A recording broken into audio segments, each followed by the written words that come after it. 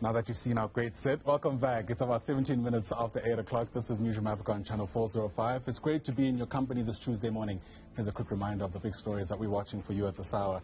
A dim view of the employment rate in South Africa. That's because Stats SA is set to release the results of the quarterly labor force survey that indicates that women and youth are still among the hardest hit populations. We'll get you a sense of those facts and figures.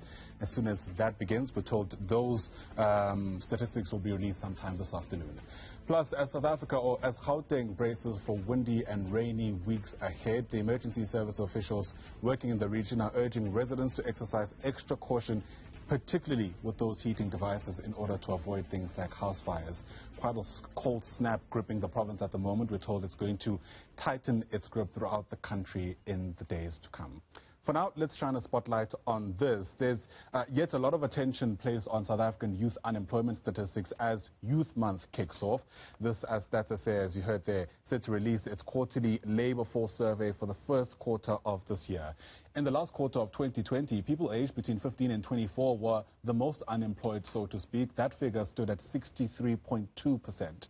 This rate means that 6 out of every 10 young people are sitting at home with no work, study or training opportunities. So Youth Capital is a youth-led advocacy campaign that seeks to reduce unemployment in this demographic. In fact, they've partnered with independent media organization, the Daily Vox, in order to inspire young people to use the power of digital media in order to voice their concerns. For more on what this type of activism entails, let's bring in our guest, Youth Capital project leader, Kristal Duncan-Williams, who joins us now via our video link. Kristal, thanks for making time. It's great to see you and welcome to the program. Perhaps let's start with just understanding how exactly this campaign will work.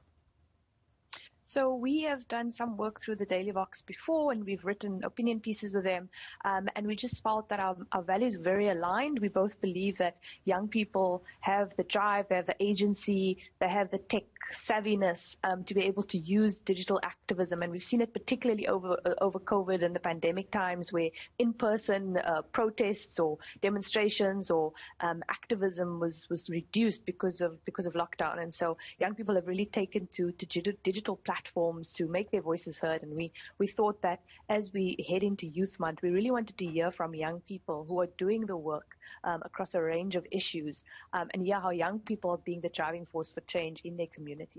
Yeah, you know, the real risk, of course, is that in moments like this, we always get a sense that young people are a homogenous group, right? But I'm sure you know that there are different views. How do you prevent a campaign like this from developing echo chambers, where it's people who agree on the same thing, saying the same stuff to each other, as opposed to, you know, seeing through the tenets of activism, which is to change perceptions and mindsets?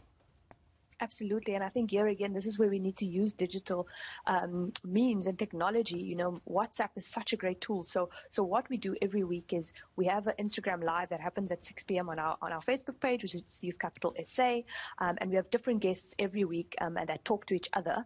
But in the lead up to that, we have a WhatsApp group that people can join. If you just look for us on socials, you'll find the link. And we ask for young people in that group to post questions. So anybody's welcome in the group.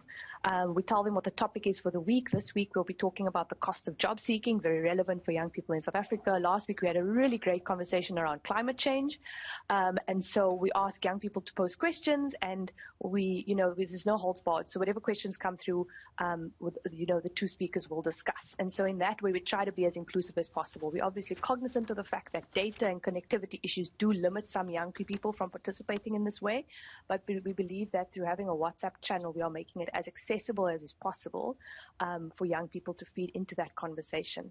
And we try to be solutions focused, because we can all just become quite stuck in, as you say, echo chamber of all the problems without us ever moving forward. For those struggling to connect the dots, help us understand how those rigorous discussions can lead to material change, specifically in shifting the dial on youth unemployment in the country.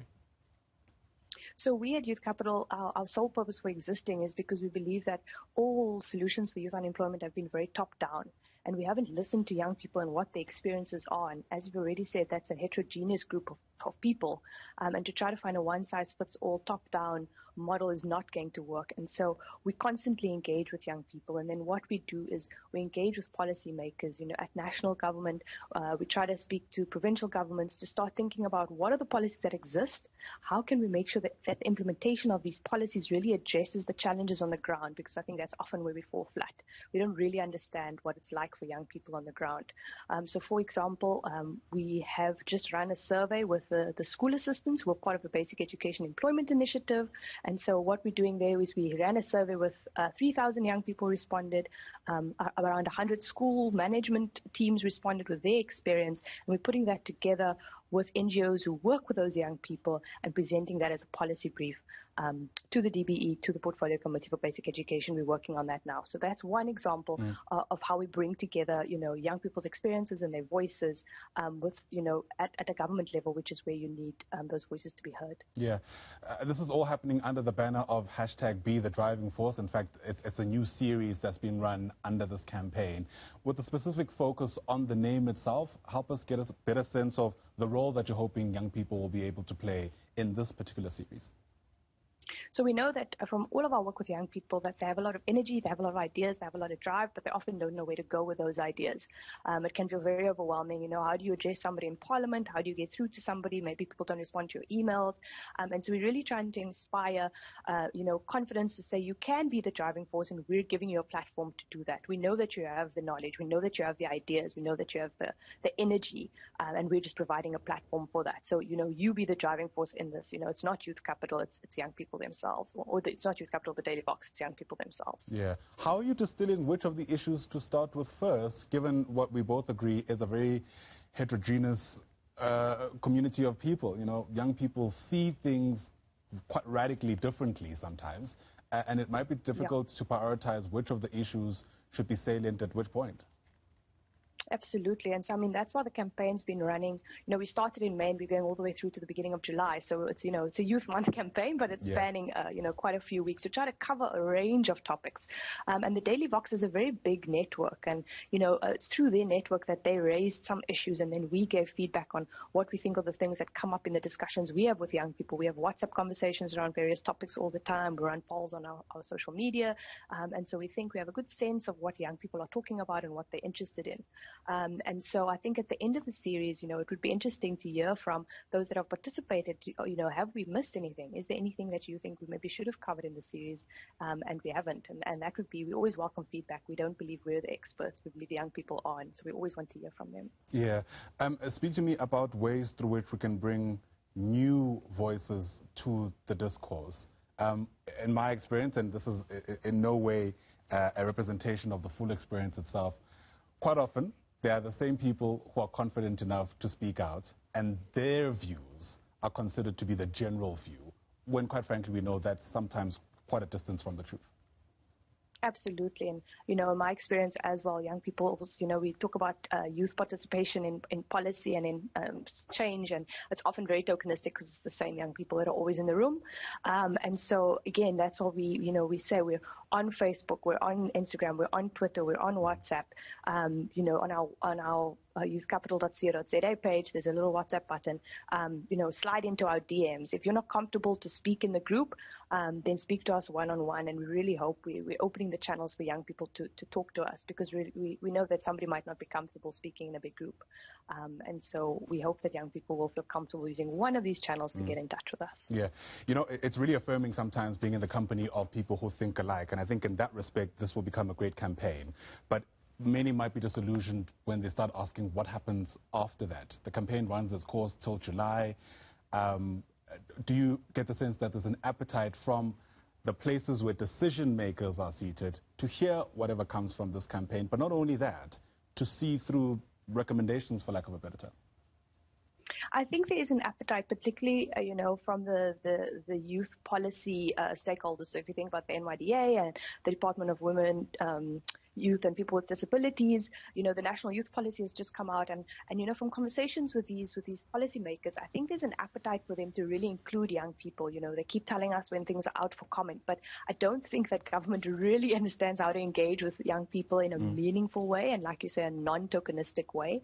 And so we are trying to position ourselves to say we'll do that work for you and try to make sure that young people's voices are included in a meaningful and broad way. Right. And work with us to hear those voices and have it feed into decisions that are made.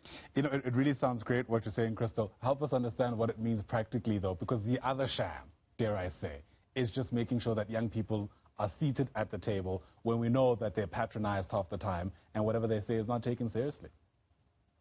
Absolutely. I was having a conversation the other day to say we can't just say we want young people there. We have to open the door to young people. We have to give them a seat at the table, and we have to be able to listen to them. And I think that, these are all very important things that often get lost. Yeah. And I am encouraged. I've been doing this, running this youth capital for 3 years now. And in that time, I've definitely seen a change in decision-making spaces where people are starting to listen to young people, not just to say, here's a spot for you, but to say, right, what do you have to say? And to give young people the space. And I'm encouraged by that. And I think, again, digital platforms make it easier for young people to be engaged, and we should leverage that. Very quickly, how do young people specifically, get involved? Any of our social media pages, it's Youth Capital SA. You'll find us there. Follow us. We post the links for all the conversations. Please join our Instagram Live at 6 p.m. tomorrow on our Instagram page. And if you follow our pages, you'll also be able to get access to that WhatsApp group to post questions for the speakers. Kristal Duncan-Williams, thanks very much indeed for your time. Really appreciate it. Hopefully young people take up this opportunity, but more importantly, hopefully it's an opportunity that leads to material change in their own conditions. Great work that you're doing. Thanks very much indeed. Kristal is with Youth Capital Project. In fact, she's with Youth Capital. She's part of the Project Lead campaign that's currently underway.